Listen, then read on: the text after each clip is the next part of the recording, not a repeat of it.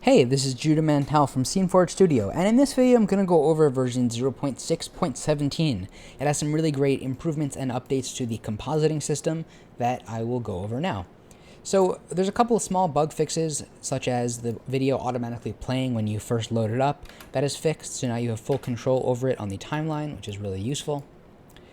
And additionally, when you're using content-aware clipping, which removes everything outside of the green screen area, there's now a new slider that appears that allows you to control the actual cutoff of this mask.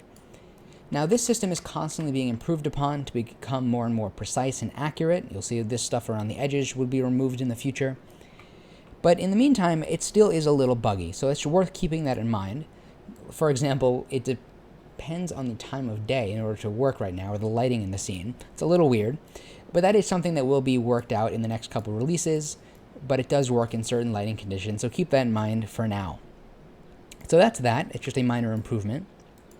Now let's talk about the live camera input window. This was improved significantly because previously, if you were to try to plug in a high-end or 4K or high-resolution camera, the system would crash. It would not be a good experience because it wasn't really built for that. So now it was overhauled to allow for much more high-resolution and high-end cameras and capture cards. So I'm going to go over that by switching to a live camera input. And rather than a drop-down window or drop-down menu that was here previously, now you can just click this and it'll open up a brand new window. There's me.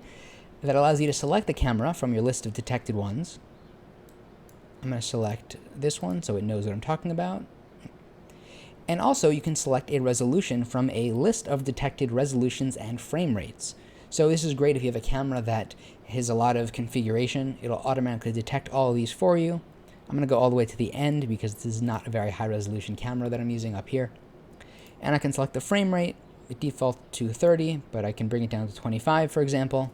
And there's that. And additionally, if your camera has Windows native drivers, you can open up the config menu directly in Windows. Now, it's worth noting that because of this system has been overhauled to be much more robust and powerful, unfortunately is no longer available on Mac devices, or that are currently in beta.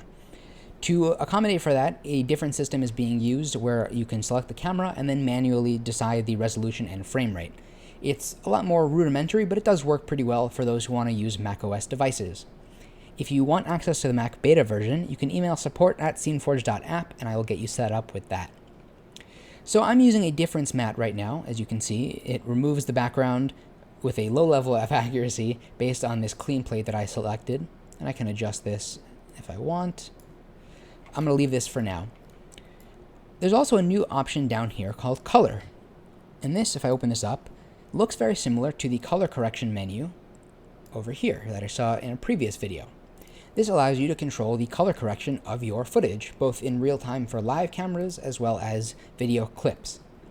Now, a quick difference between this menu and this menu, this main color grading menu will apply these effects to the entire scene, the entire camera, as opposed to this menu, which only applies the effect to your footage.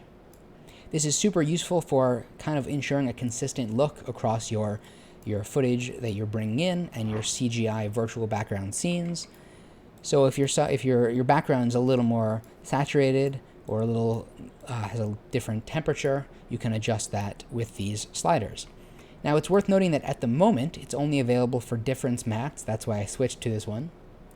That is simply because the chroma key system is being worked on and improved upon, and I didn't want to introduce a new feature to that system until it was completed. So in the next couple releases, when that's fixed, this will be available for regular chroma key as well. So that is basically everything in this release. Thank you so much for watching. I'll see you in the next video.